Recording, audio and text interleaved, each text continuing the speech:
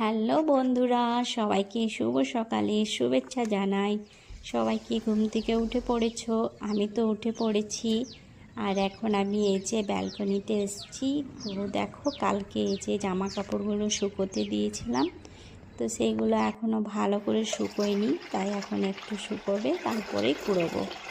আর এখন আমি চলে এসেছি কিচেনে। তো কিচেনে এখন এই যে পুপু সোনার জন্য আমি টিফিন রেডি করব। তার জন্য তারপরে চা, দুধ গরম। তো কালকেও ম্যাগি বলেছিল, তা আজকে ওর জন্য ম্যাগি বানিয়ে দিলাম।